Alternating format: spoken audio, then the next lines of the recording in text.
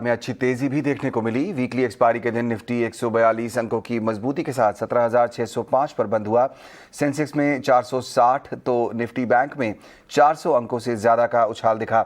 लेकिन बाजार के बाकी सेक्टर्स और शेयर्स का प्रदर्शन कैसा रहा, ये बताने के लिए मेरे सहयोगी डिम्पी कालरा हमारे साथ जुड़ रहे हैं। डिम्पी, बताइए। कल के शॉर्ट कवरिंग के बाद आज बाजार के अंदर फिर से तेजी देखने को मिली। हालांकि आज इवेंट का दिन भी था, पॉलिसीज भी थी और उसकी वजह से आज मार्केट काफ़ी अच्छे से अब बंद हुआ है। आज 10:15 बजे तक तो बाजार के अंदर किसी तरह कोई तेजी नहीं थी, लेकिन उसके बाद एकाएक मार्केट तेज हुआ और निफ्टी करीब 142 अंकों की मजबूती के साथ 17,600 के ऊपर जाके क्लोज होने में कामयाब हुआ। बैंक निफ्टी में आप देखेंगे 39,000 के ऊपर क्लोज हुआ। सेंसेक्स में 450 अंकों के बढ़त के साथ 58,900 पे हमको सेंसेक्स क्लोज होते हुए दिखा है। अब मैं आपको जल्दी जल्दी बताता चलता हूँ कि मार्केट्स के अंदर आज हुआ क्या। पहले निफ्टी, बैंक निफ्टी एंड आपने देख लिया। उसके बाद आप विक्स देखिए, 4.5% का विक्स हमको फिर से घटा हुआ दिखा है। पिछले 3 दिन में 21 का विक्स घटकर 17.5 आ चुका है, यानी कि आपका जो इवेंट क्लोज हो चुका है और इवेंट क्लोज होने पर ये नॉर्मल हो चुका है। अब आपको कोई नया ट्रिगर चाहिए जिसके बेसिस पे मार्केट चलेगा, नहीं तो बाजार बिल्कुल ठंडा पड़ा रहेगा और वो ट्रिगर ग्लोबल मार्केट से हो सकते हैं। आईटी इंडेक्स ये सबसे तेज चलने वाले इंडेक्सेस में से एक था, क्योंकि इसने पिछले 2 दिन में बाजार की बढ़त के साथ अपने आप को कोरिलेट किया और आईटी इंडेक्स चला है। इसके अलावा जो इंडेक्स चला उसमें था मेटल्स के अंदर भी करीब 1.5% तक की हमको मजबूती आती हुई दिखी है। और मेटल्स के अंदर एनएमडीसी, नाल्को, हिंडाल्को, टाटा स्टील, इनकी लीडरशिप काफी काम आती हुई दिखी।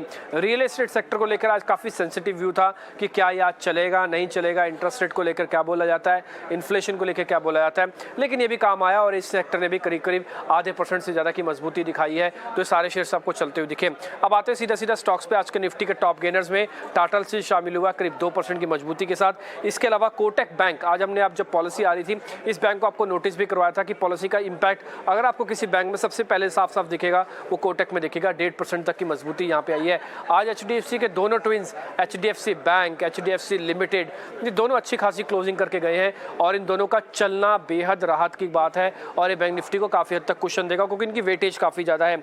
इसके अलावा इन्फोसिस और एसबीआई लाइफ, ये 2 शेयर और ऐसे थे जिनकी आज की क्लोजिंग अच्छी रही, बेहतर रही, डे हाइस पे क्लोज होके गए हैं और इन दोनों ने काफी हद तक अपने सेगमेंट को भी बूस्ट किया है। छोटे मझोले शेयरों की कैटेगरी जाने से पहले मैं आपको मार्केट के लूजर्स भी दिखा देता हूं। आज मारुति का दिन बिल्कुल ठीक नहीं था। 150 रुपए तक का नुकसान आज मारुति के अंदर हमको बनते हुए दिखा। इसके अलावा जो शेयर टूटा मारुति के अलावा वो था बीपीसीएल और आईओसी, क्योंकि क्रूड के प्राइसेस अभी भी हाई हैं और चुनावों की वजह से पूरी तरह से कंज्यूमर को पास ऑन नहीं कर पा रहे हैं, जिसकी वजह से इनमें भी दबाव है। करीब करीब 1% की ये गोता लगाया आज इन्होंने लगाया। Redington, Radico Khaitan, 2 mid cap की कैटेगरी के ऐसे शेयर्स हैं जो लगातार बैक टू बैक चल रहे हैं। रिजल्ट्स आने के बाद से रेडिंगटन और उसके बाद खरीदारी रेडिको खैतान के अंदर आज हमको काफी अच्छी दिखी है।